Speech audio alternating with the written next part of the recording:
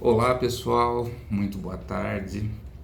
Vamos conversar um pouquinho hoje sobre autopercepção e sobre consciência acerca das características da condição autista. Existem alguns artigos e algumas publicações que falam, principalmente no caso feminino, que o uso do masking acaba sendo um fator de dificuldade para o processo de avaliação diagnóstica da mulher adulta dentro da condição autista.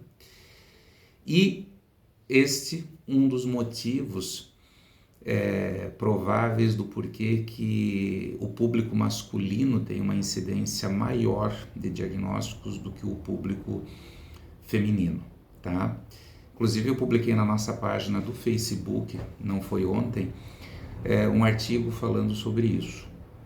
Mas eu quero, num primeiro momento, deixar o masking um pouquinho de lado e eu quero falar sobre a questão de percepção e de consciência, tá?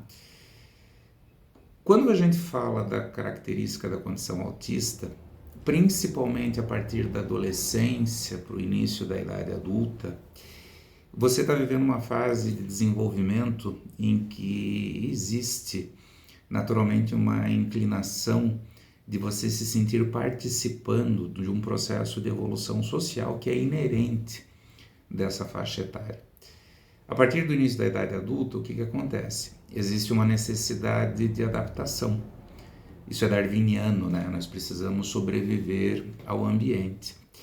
E o diagnóstico tardio, ele traz esse fenômeno. A pessoa, sem saber que está na condição autista, porém convivendo diariamente com características da condição, ela vai construindo formas de ajuste a diferentes sistemas em que ela participa. O que isso traz como consequência? Nós temos um público estatístico de mulheres, principalmente, também acontece em homens, tá? Que conseguem racionalmente perceber algumas dificuldades, porém, racionalmente passam a ter uma certeza de que conseguem fazer os devidos enfrentamentos e as devidas participações. Então, o que esse contexto racional ele gera no indivíduo? Eu faço, eu consigo. Logo, se eu faço, se eu consigo, eu vou ter ou algum tipo de dificuldade parcial ou nenhuma dificuldade parcial. E eu estou me referindo principalmente nos processos de interação social. Porém, isso também é observado em indivíduos com hipersensibilidade sensorial. Esse processo de ajuste aos estímulos, ele acaba acontecendo de tal forma que muitas vezes você questiona o avaliado sobre essa sensibilidade e ele, num primeiro momento, diz que não tem, tá? E muito se mantém dentro disso. E depois do diagnóstico, o que acontece? Esse indivíduo ele começa a dizer assim, poxa, eu estou me percebendo agora com mais dificuldade com luz, com barulho, eu não percebia isso, etc. e tal. Então, assim, o masking, o mascaramento, o que é o masking, o mascaramento? É eu buscar uma referência num outro modelo para eu verificar se o meu comportamento e a minha reação emocional ela é adequada com aquele contexto. Se eu percebo que não está adequada, eu copio. Eu tento seguir esse modelo, esse referencial. Então, sim, o processo do masking, ele faz você, em vários momentos, incorporar uma determinada conduta que necessariamente não é condizente com a sua essência e com o seu padrão. Fechou? Agora, nós não podemos isolar o masking como sendo o único processo que vai gerar o encobrir de características neurodivergentes, tá? A não percepção, você não ter uma autopercepção é um fator agregado, e aí nós vamos falar de autopercepção, de propriocepção, do como eu percebo ou não as reações do meu corpo físico sobre determinadas situações, o como eu me percebo na interação com o outro, como eu percebo a interação do outro na relação comigo e assim por diante, tá? Em que, naturalmente, na condição autista, esse conjunto perceptório, ele oscila, ele tem alterações. E quando eu tenho uma dificuldade ainda maior, eu reduzo, e eu acabo não percebendo, tá? Se eu não percebo, o que acaba acontecendo? Eu não tenho a consciência.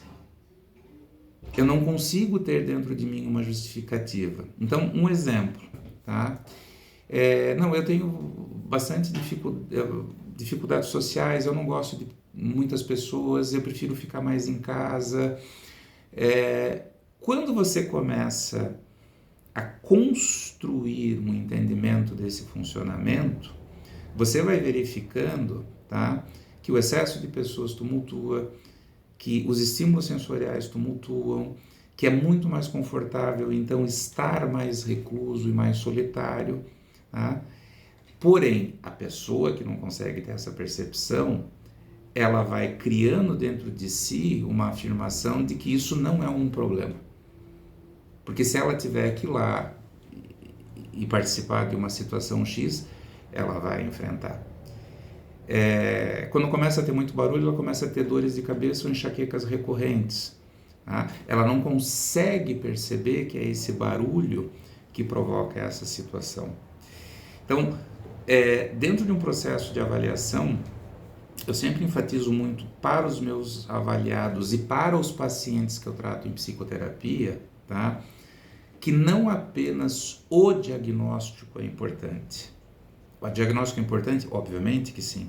Agora, a qualificação do processo desse diagnóstico, ele é fundamental. Por quê?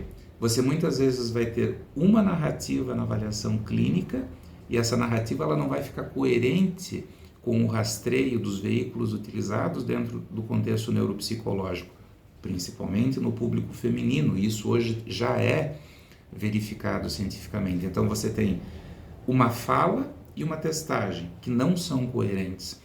Como que você provoca uma orquestração disso? Como você verifica se isso está certo ou não? E fundamental, você precisa construir com o seu avaliado o porquê que essa incoerência acontece e como isso se justifica, tá? Então,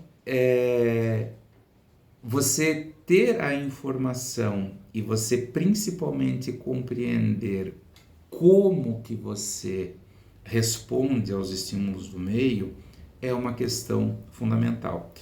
Eu hoje, particularmente, eu quero muito a sua participação. Eu gostaria que, se o que eu estou te falando, você está se identificando, aconteceu com você, você traga o seu relato para a gente poder estar conversando e para que as pessoas, eventualmente, que têm essa dificuldade de percepção, de consciência, elas consigam, junto com a sua narrativa e com a sua história, construir isso. Afinal de contas, essa é a nossa finalidade dentro do grupo, tá? Um grande abraço para vocês.